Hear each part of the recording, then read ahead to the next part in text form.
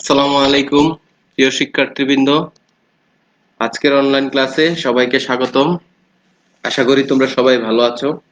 তোমাদের সাথে আছি আমি Mohammad Nurul Haque Bhuiyan, junior instructor, Mymensingh polytechnic institute. গত 6টা লেকচারে আমরা যা পড়েছি নিশ্চয়ই তোমাদের বোধগম্য হয়েছে এবং বুঝতে পারছো। তো চলো আমরা আজকে জেনে নিই আমাদের আজকের আলোচনার বিষয় কি। আমাদের আজকের আলোচনার বিষয় হচ্ছে নবম অধ্যায় উৎস্থিতিবিদ্যা বা হাইড্রোস্ট্যাটিক্স।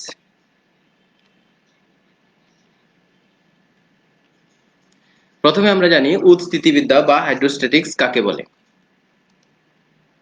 পদার্থবিজ্ঞানের যে শাখায় স্থির প্রবাহীর ধর্ম নিয়ে আলোচনা করা হয় তাকে উৎস্থিতিবিদ্যা বা হাইড্রোস্ট্যাটিক্স বলে। এখানে খেয়াল করো যে প্রবাহী জিনিসটা কি সেটা আমাদের ভালো করে বুঝতে হবে। তো চলো আমরা প্রবাহী কি এটা বুঝে নিই। যে সকল পদার্থ এক স্থান হতে অন্য স্থানে সহজেই প্রবাহিত হতে পারে বা হতে চায় এবং যার কোনো আকৃতি নেই বা আকৃতি পরিবর্তন করতে গেলে বাধার সৃষ্টি করে না, তাদেরকে আমরা বলি প্রবাহী বা ফ্লুইড। খেয়াল করো, প্রবাহী হচ্ছে দুই প্রকার, যেমন বায়বীয় প্রবাহী বা গ্যাসীয় প্রবাহী। তোমরা একটা চিত্র দেখতে পাচ্ছ স্ক্রিনে।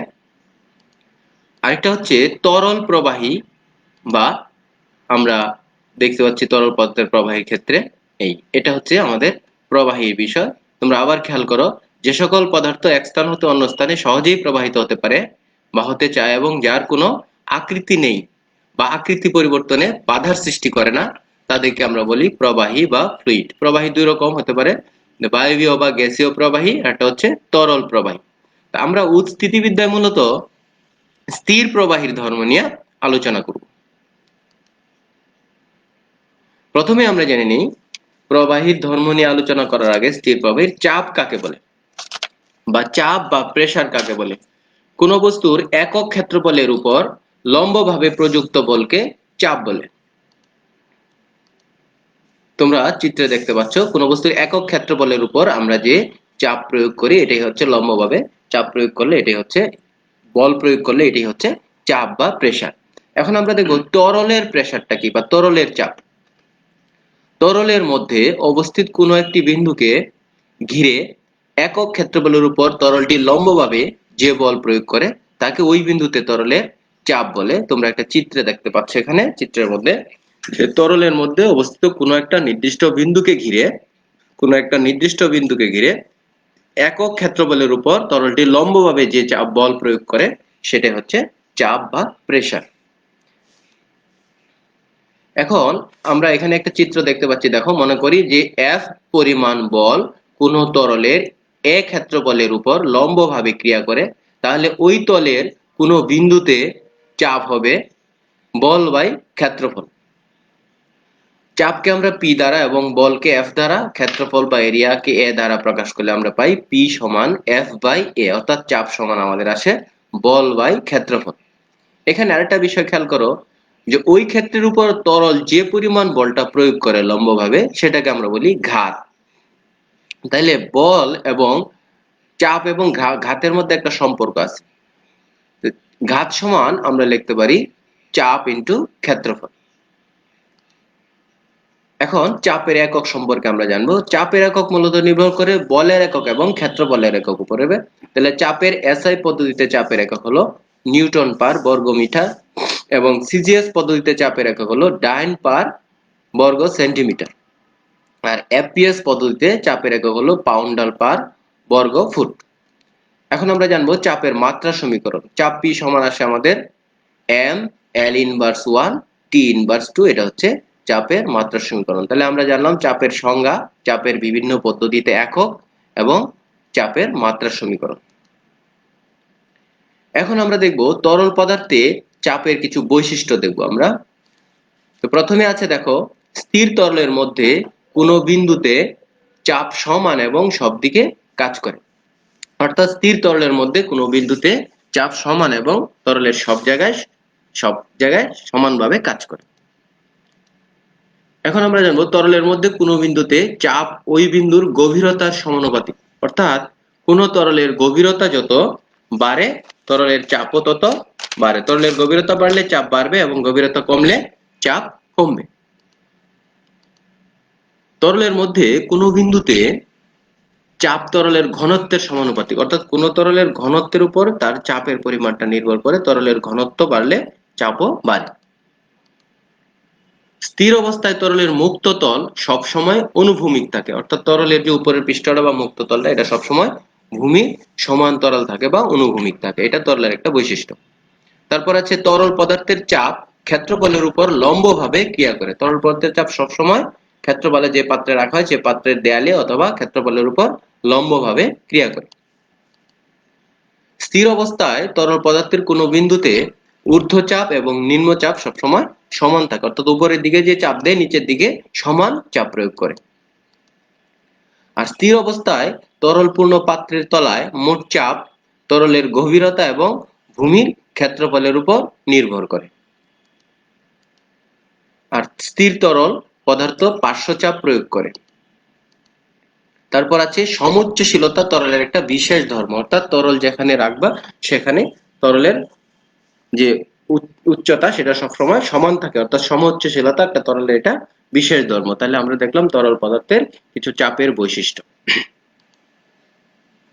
এখন আমরা দেখব স্থির তরলের অভ্যন্তরে কোনো বিন্দুতে চাপের রাশিমালা, অর্থাৎ P সমান H রো জি, এটা আমরা প্রমাণ করব। তোমরা স্ক্রিনে যে চিত্রটা দেখতে পাচ্ছ এটার দিকে তাকাও। যে তরল পদার্থের ভিতরে কোনো বিন্দুতে চাপ বলতে আমরা কি বুঝি, ঠিক ওই বিন্দুর চারদিকে একক ক্ষেত্রফলের উপর লম্বভাবে অনুভূত বলকে বোঝায়। চিত্রে একটা পাত্রে কিছু পরিমাণ তরল পদার্থ আছে। আমরা ধরে নিই যে পাত্রের ভূমির ক্ষেত্রফল, অর্থাৎ এই পাত্রটার ভূমির ক্ষেত্রফল এরিয়াটা হচ্ছে এ। আর তরল যে তরলটা এই পাত্রে রাখা আছে সেই তরলের ঘনত্ব হচ্ছে রো। আর তরলের গভীরতা হচ্ছে আমরা ধরে নিলাম এইচ, এবং অভিকর্ষ ত্বরণ হচ্ছে আমাদের জি। তাহলে আমরা জানি চাপের সমীকরণ থেকে যে চাপ P সমান F বাই A।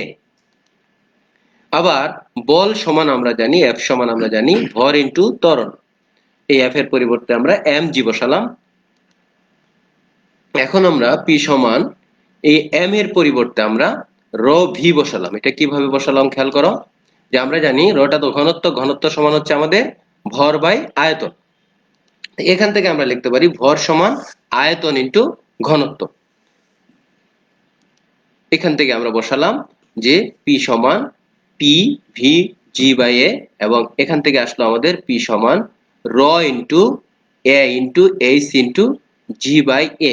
এখানে ভি এর পরিবর্তে আমরা লিখলাম এ ইনটু এইচ। এটা কিভাবে লিখলাম, যে ভিটা হচ্ছে আমাদের আয়তন, আয়তন সমান আমরা জানি ক্ষেত্রফল ইনটু উচ্চতা বা গভীরতা।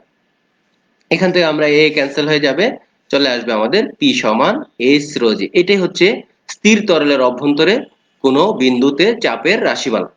এখানে পিটা হচ্ছে চাপ, এইচটা হচ্ছে তরলের গভীরতা বা উচ্চতা, রোটা হচ্ছে তরলের ঘনত্ব এবং জিটা হচ্ছে ওই স্থানের অভিকর্ষ ত্বরণ। এই চারটা টার্মের মধ্যে আমরা যে কোনো তিনটা টার্ম জানলে আমরা তরলের চাপের রাশি চাপ বের করতে পারবো। খেয়াল করো এখানে যে ধরো কোন একটা, এখন আমরা এই বিষয়টা নিয়ে এই সমীকরণটার উপর একটা গাণিতিক সমস্যা দেখি, তাহলে তোমাদের আরো ক্লিয়ার হয়ে যাবে। গাণিতিক সমস্যাটা হচ্ছে এরকম যে একটি পাত্রে 0.8 কিলোগ্রাম পার ঘনমিটার ঘনত্বের তরল পদার্থ আছে। এই পাত্রটাতে আমাদের বের করতে হবে কত গভীরতায় তরলের চাপ 50 নিউটন পার বর্গমিটার হবে। এখানে দেয়া আছে অভিকর্ষ ত্বরণ জি সমান 9.81 মিটার পার সেকেন্ড স্কয়ার।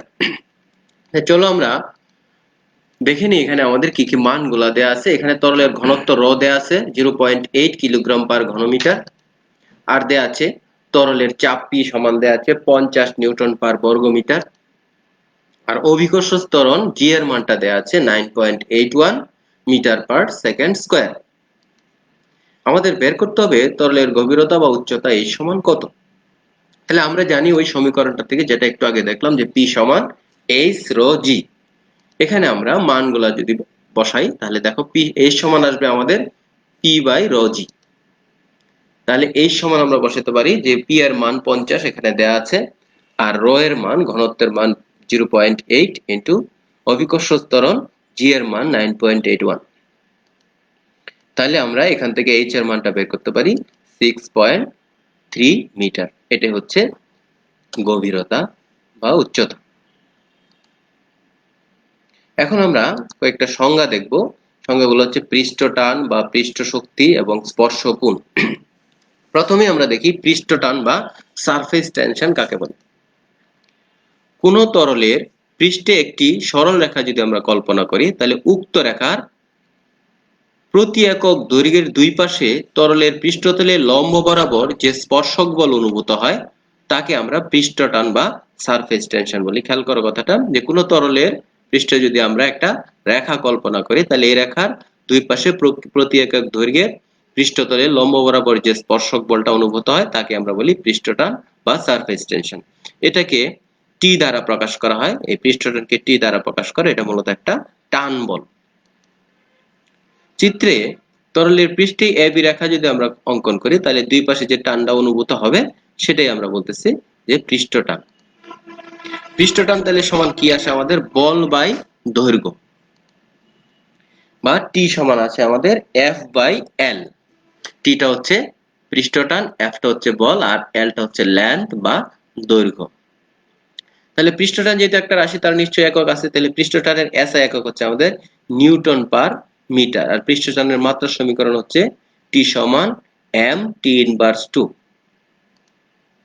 এখন পৃষ্ঠ টানের দুইটা বৈশিষ্ট্য খুব গুরুত্বপূর্ণ, খেয়াল করো। যে পৃষ্ঠ টান তরল তলকে সংকুচিত করার চেষ্টা করে, এটা হলো পৃষ্ঠ টানের একটা বৈশিষ্ট্য। যে পৃষ্ঠ টান বা পৃষ্ঠবলটা যেটা, এটা তরলকে সবসময় সংকুচিত করার চেষ্টা করে।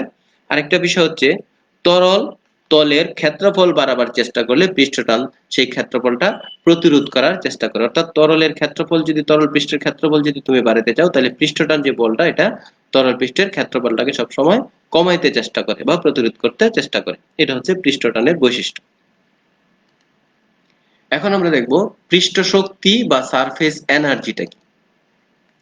কোন একটি তরল তলের মুক্ত পৃষ্ঠের ক্ষেত্রফল একক পরিমাণ বাড়াতে যে পরিমাণ কাজ করতে হয় তাকে ওই তরলের পৃষ্ঠ শক্তি বলে।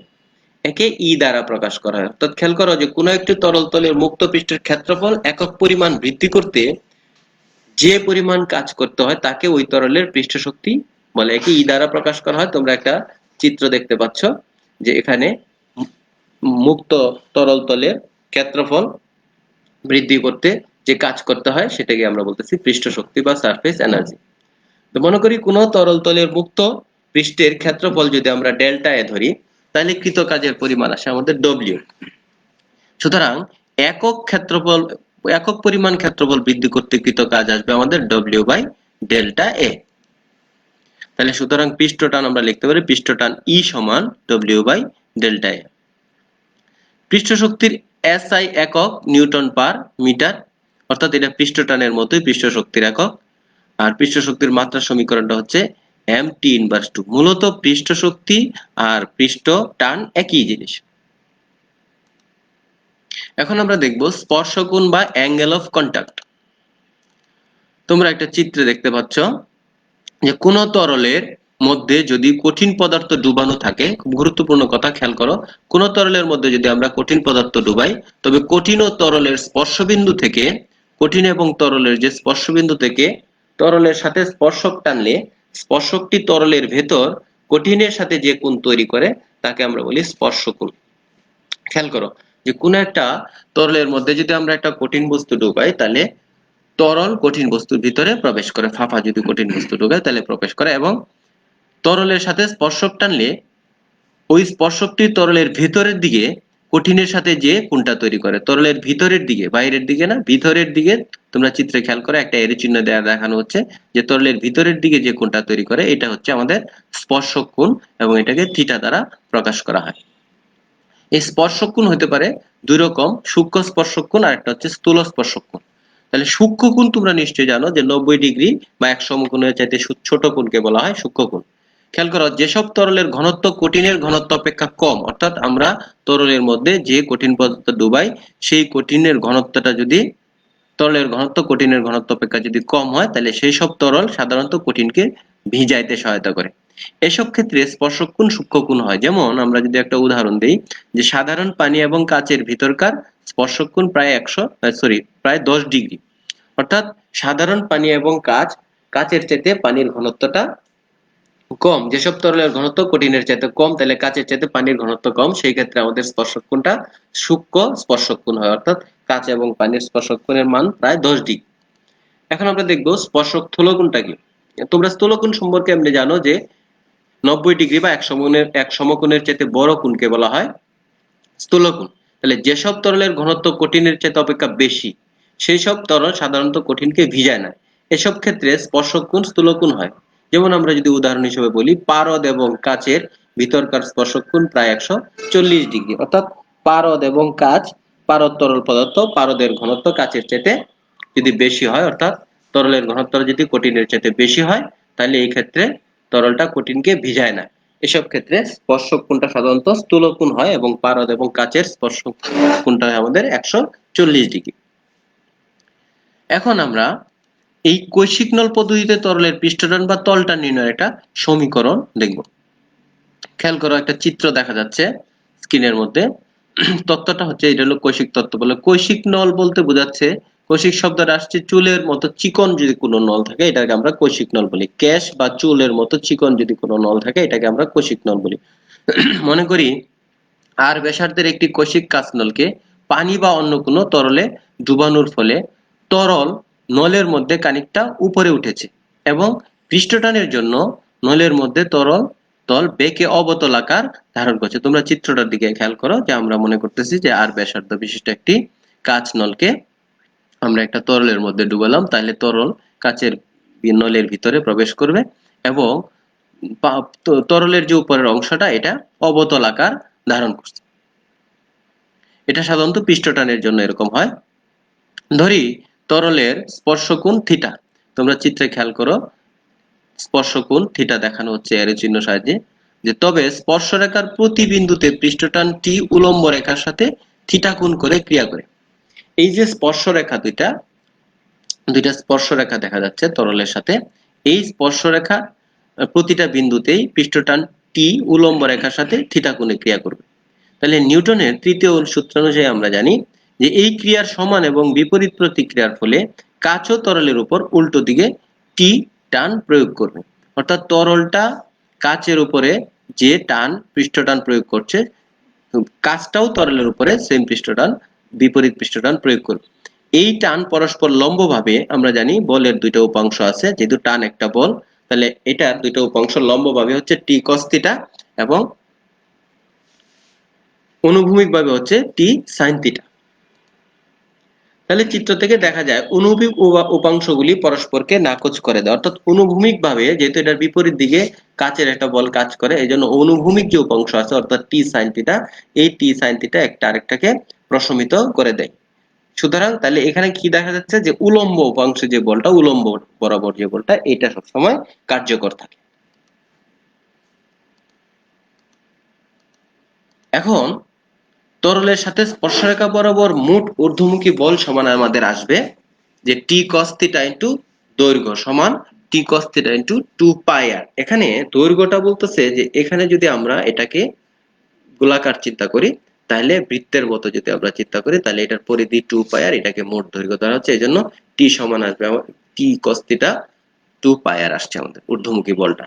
তাহলে কৈশিক নলের ভিতরের উথিত তরল স্তম্ভের আয়তন যদি আমরা ক্যাপিটাল ভি ধরি, অর্থাৎ কৈশিক নলের ভিতরে যে তরলটা উঠছে সেই তরলের টোটাল আয়তনটা যদি আমরা ক্যাপিটাল ভি ধরি, তাহলে আমাদের আসে ভি সমান পাই আর স্কয়ার এইচ।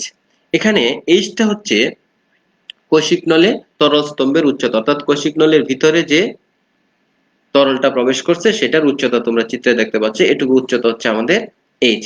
তাহলে আমাদের কৈশিক নলের ভিতরে যে তরলটা উঠছে সেই তরলের আয়তন যদি আমরা ক্যাপিটাল ভি ধরি, তাহলে ক্যাপিটাল ভি সমান আসে আমাদের পাই আর স্কয়ার এইচ। অর্থাৎ চুঙ্গের আয়তন আমরা জানি পাই আর স্কয়ার এইচ। চুঙ্গাকৃতি যদি আমরা এরকম চিন্তা করি, তাহলে চুঙ্গের আয়তন আমাদের আসে পাই আর স্কয়ার এইচ।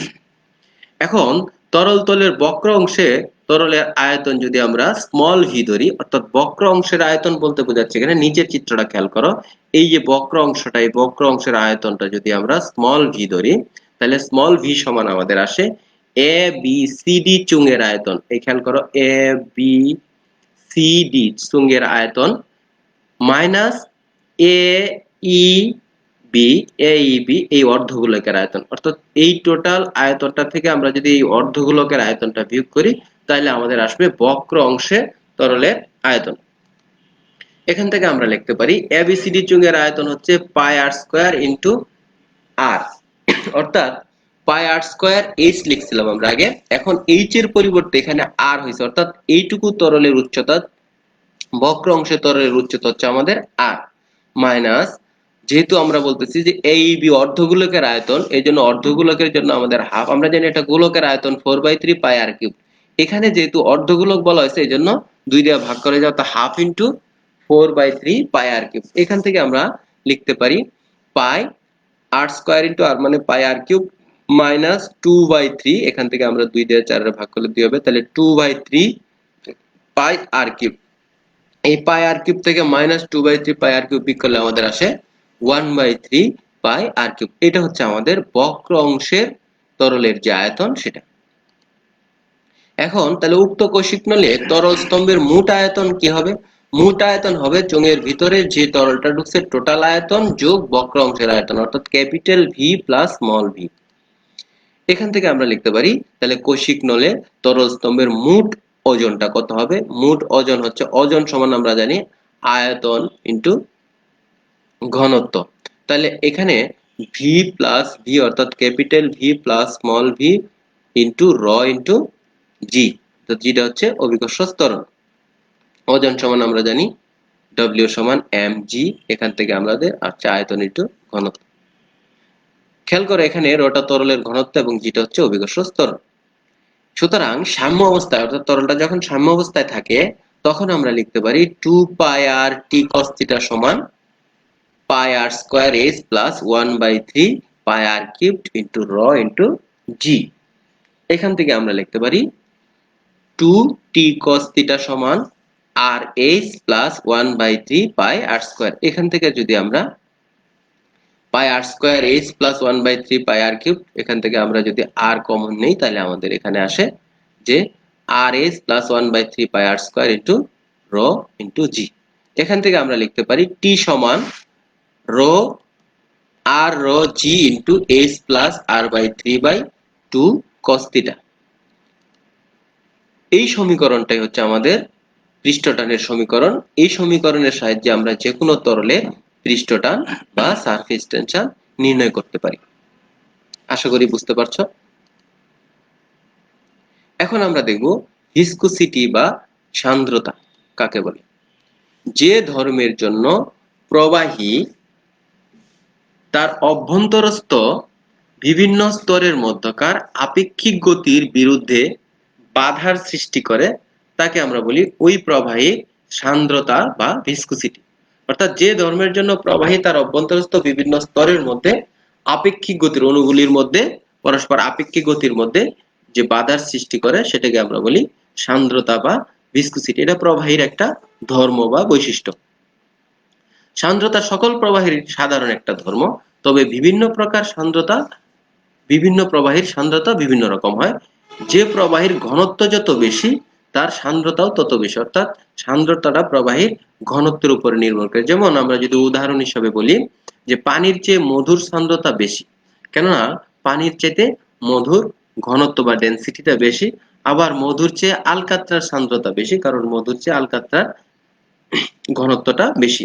তাহলে সান্দ্রতার সংজ্ঞা থেকে আমরা বলতে পারি যে প্রবাহীর ঘনত্ব যত বেশি তার সান্দ্রতাও তত বেশি হয়। এখন আমরা দেখব সান্দ্রতার সহগ বা কোএফিসিয়েন্ট অফ ভিসকোসিটি। খেয়াল করো যে একক দূরত্বে অবস্থিত দুটি প্রবাহী স্তরের মধ্যে একক আপেক্ষিক বেগ বজায় রাখতে প্রতি একক ক্ষেত্রফলে যে স্পর্শ বল প্রয়োগ করতে হয় তাকে ওই প্রবাহীর সান্দ্রতা সহগ বা সান্দ্রতা গুণাঙ্ক বলে। একে ইটা দ্বারা প্রকাশ করা হয়। খেয়াল করো, একক দূরত্বে অবস্থিত দুইটা প্রবাহীর স্তরের মধ্যে একক আপেক্ষিক বেগ বজায় রাখতে প্রতি একক ক্ষেত্রফলে যে স্পর্শ বলটা প্রয়োগ করতে হয় তাকে আমরা ওই প্রবাহীর সান্দ্রতা গুণাঙ্ক বা সান্দ্রতা সহগ বলি। একে ইটা দ্বারা প্রকাশ করা হয়। সান্দ্রতার সহগের এসআই একক নিউটন সেকেন্ড পার বর্গ মিটার, বা এটার আরেকটা নাম আছে সেটা হচ্ছে পয়েজ। এটা তোমরা ভালো করে খেয়াল রাখবে, মনে রাখবে যে সান্দ্রতা গুণাঙ্কের এসআই একক হচ্ছে নিউটন সেকেন্ড পার বর্গমিটার বা পয়েস। আর সান্দ্রতা সহগের মাত্রা সমীকরণ হচ্ছে ইটা সমান M L inverse 1 T inverse 1। এখন আমরা দেখব এই সান্দ্রতার প্রয়োজনীয়তাটা কি। সান্দ্রতার প্রয়োজনীয়তা হচ্ছে প্রবাহীর বিশেষ ধর্ম হিসাবে সান্দ্রতার প্রয়োজনীয়তাগুলি হচ্ছে এরকম যে পানির উপর নৌযানের চলাচলের ক্ষেত্রে সান্দ্রতা ব্যবহার করা হয়। আরেকটা হচ্ছে যে মোটর গাড়ি ও বিমানের বায়ুজনিত চলাচলের ক্ষেত্রে সান্দ্রতা ব্যবহার হয় বা প্রয়োজন হয়। প্রবাহী পদার্থ বহনকারী পাইপলাইনের জন্য আমাদের সান্দ্রতার প্রয়োজন হয়। আর এটা হচ্ছে কলমের কালি প্রস্তুত করার জন্য, ফাউন্টেন যেমন ফাউন্টেন পেনের কালি প্রস্তুত করার জন্য সান্দ্রতার প্রয়োজন হয়। আর মানবদেহের রক্ত সংবহন তন্ত্র জন্য অর্থাৎ রক্ত চলাচলের জন্য সান্দ্রতা প্রয়োজন। তো এই ছিল আমাদের আজকের লেকচার। পরবর্তী ক্লাসে আমরা আলোচনা করব অধ্যায় 11 নিয়ে, শব্দ এবং শব্দের ব্যাগ নিয়ে। সেই পর্যন্ত তোমরা সবাই ভালো থাকো। আর এই ভিডিওটা যদি তোমরা পুনরায় আবার দেখতে চাও তাহলে এই ওয়েবসাইটটি ভিজিট করবে, দক্ষতা বাতায়ন অথবা www.skills.gov.bd। সবাইকে ধন্যবাদ ক্লাসে অংশগ্রহণ করার জন্য। আসসালামু আলাইকুম রাহমাতুল্লাহি ওয়া বারাকাতুহু।